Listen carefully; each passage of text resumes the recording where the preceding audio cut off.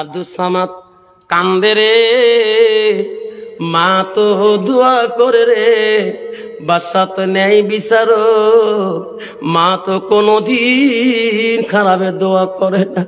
মা বলছে আব্দুস সামাদ রে, যা যা, বাদশা যখন তোমার অল্প সময় দিয়েছে রে, তোমার বাদশা আইন তুমি মেনে নাও, আমি মা তোর জন্য দোয়া করব।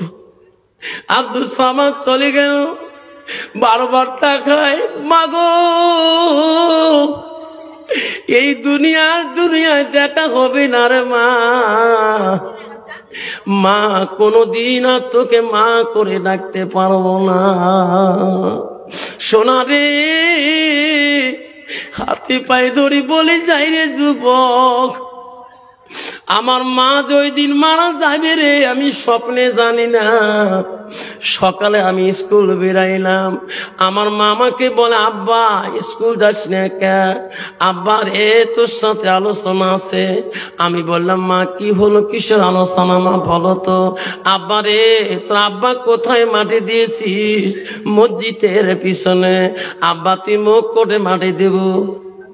মাই কত বলো কেন? আব্বা স্কুল যাস না রে, আর তোর বড় বুঝন দুইটা ফোন কর, তোর ছোট বোন থেকে ফোন কর। আজকে মনটা কেন বা কান্দে রে? বাবা আমাক যদি মাটি দাও তোমার আব্বার পাশে রাখিয়ে দিবে। আমি জানি রে ওই দিন মাঝে মানা যাবে আমি স্বপ্নে জানি না। 18 রমজান ছিল গো, সারাদিনে আমি হেডমাস্টার ফোন করলাম, স্যার আমার মা স্কুল যেতে দেয় না।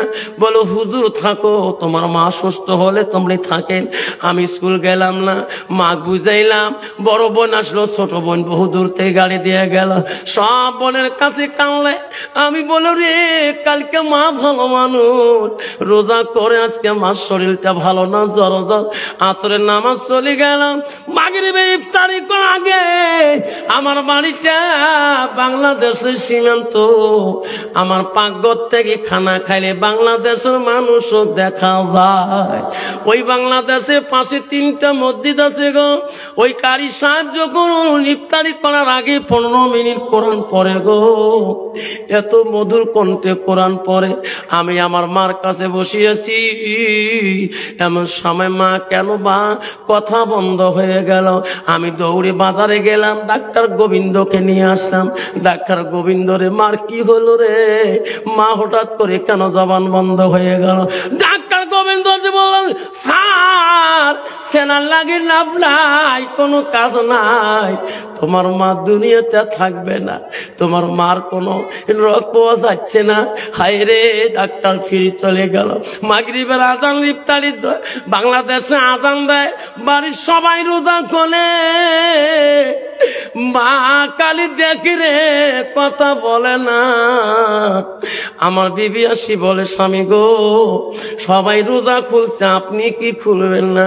এই যে তোমার ইফতারি দিলাম, খেজুর বেদানা দিলাম, আঙ্গুর দিলাম, আঙ্গুর গুলা হাতে নিয়া চিপিয়া মার মুখটা হাম মেলে দিয়ে মুখে রস ঢালি দে। ও মা কালকে না আমার সাথে রোজা খুললি রে মা, আজকে কেন মা তুই রোজা করলো না? মুখের মধ্যে আঙ্গুরের রস গুলে চিপি দে। মা ঢোক গেলে রে, মা তুই চোখের পানি নয়ন দিয়ে জোর করে ছাড়িয়ে দে। কে বাসি বললো, হুজুর মৌলানা সাহেব আসবে না তারাবি পড়াইতে, আপনারে পড়াইতে হবে। আমি চলে গেলাম। হায় রে, তারাবি নামাজের আগে ঈশার নামাজ ফরজটা পড়তে হয়, 4 রাকাত ফরজ পড়ি, সালাম ফিরিয়ে খালি বাবা বেতের নামাজ না সুন্নত 2 রাকাত পড়বো। এমন সময় বাড়ির থেকে হাওয়াও করে কান্দা উঠলো, মসজিদ সামনে বাড়ি গো। আমি বললাম ভাই রে কেন তারাবি পড়ে দাও, আমার মার কোনো হলো নাকি? দৌড়ে যায়, ওইটুক জায়গা আমার পাবে না গো। জিয়া দেখি বড় বোন বুকে নিয়েছে রে। মাকে আমি বুকের মধ্যে নিলাম।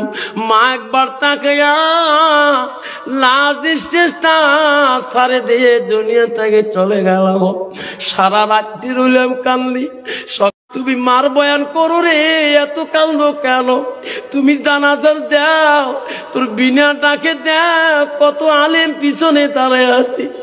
আমি আমার জীবনে 14 বছর ইমামতি করছি, বাজার মধ্যে তেরে শোনা, জীবনে যত মানুষকে আমি জানাজা দিয়েছি কোনোদিন কান্দি নাই রে শোনা।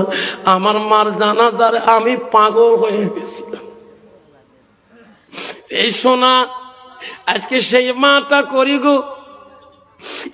কাজরা বানান যুবক বন্ধু রে, যেদিন তোর মা চলে যাবে রে, কোনোদিনও পাবা না এই সোনা মাটা, আর কোনোদিনও পাবা না। আজকে ওয়াদা দিয়ে যেতে হবে, হুজুর খোদার কসম করলাম গো, এই মা টাকার কোনোদিনও কষ্ট দেব না, দুঃখ দেব না। আল্লাহ বললো করলে হোমা কাউলান কারিমা, এমনও কঠোর বাক্য বলিও না, কষ্ট দিও না, আঘাতপ্রাপ্ত কথা বলিও না, তোমার মা যাতে তোর কথায় দুঃখ পায়। আজকে ওয়াদা দিয়ে যেতে হবে। মা বাবাকে কষ্ট দেব, রাজি আছেন? জীবনে কষ্ট দেব না, রাজি আছেন? কষ্ট দেব না। পায়ে চুমে খাবার মন চলে, বাবার মায়ের পায়ে চুমে খাবেন, দিনে বারবার খাবেন, মার হাত ধরবেন, পা ধরি কানবেন, বাবার পায়ে চুমে খাবেন, মার পায়ে চুমে খাবেন। মা খুশি হয়ে যাবে, আত্মা ঠান্ডা হয়ে যাবে, আল্লাহ খুশি হয়ে তো জান্নাতের বাগানে রাখবে।